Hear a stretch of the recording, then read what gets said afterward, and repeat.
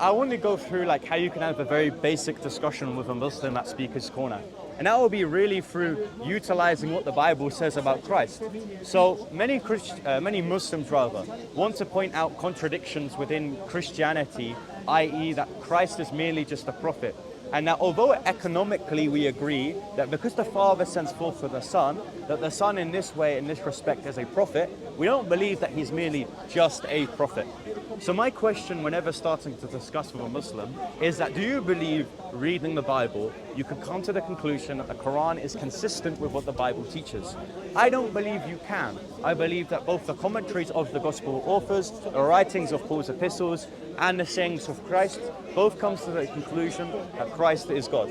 I'll go through to them very quickly. So for example, in Acts it says, "For God has spilt his blood to find the church."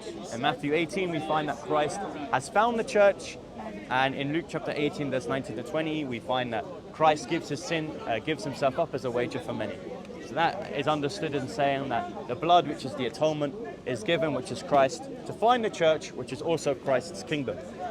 Secondly, it would be within the mouthpiece of Christ himself. So typically I go to John 5:19 when it says that for whatever the Son does, the Father does likewise. So if the Son and Father share in every same action, therefore the Son is equally sustaining creation than the Father. Now, the way that a Muslim would typically respond is, well, we have different contradictions within the biblical corpus. So for example, famously John 17:3. Now, again, you just have to reiterate the same question. Do you believe that John intends to write a Unitarian understanding of Christ? Even though they'd probably hold to the same position that John comes later, between 90 and 100 AD, because he is the last apostle to die of natural causes, and that he is the only one to portray Christ as God.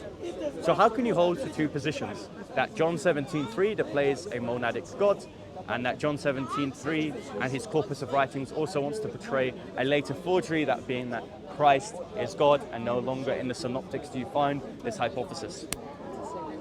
Lastly, it would just be that if they hold to the position that the synoptics are more reliable than John's gospel, then is the synoptics in any given way of reading the text consistent with the Quran? Well, the synoptics suggest that Christ is God. You find that within the prologue of Mark, where it says that the prophet will make way for Yahweh, which is talking about John the Baptist baptizing Christ in the Jordanian River, and also in Mark 2, when it talks about how can you forgive sins? Only God can forgive sins. So what's that then? We have a consistent, reliable chain. Pardon? You didn't put anything online? No, you interrupted me. I mean, I only did, not yet. Well, no, it's just because I don't have an awfully lot amount of time on my channel. I'll discuss on that very quickly.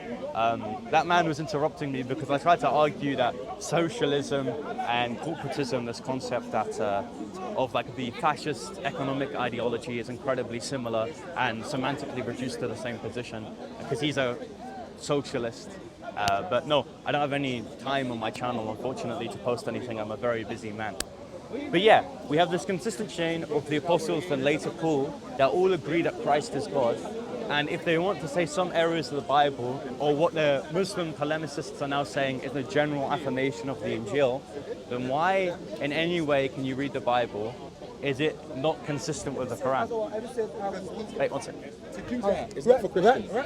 Wait, did you want to have a discussion? No. S-O-C-O. S-O-C-O. Why not? I'll have to check the channel first. Do you want to have a discussion? Not now. Later? Maybe. Anyways, no, I was just trying to challenge that guy to a debate because it seems like he's always consistently running the Injil argument. I can go into that very quickly. So my form of the Quran dilemma is that of not an internal critique, but rather an external critique. So I don't believe there's any motivation in believing that an Injil exists.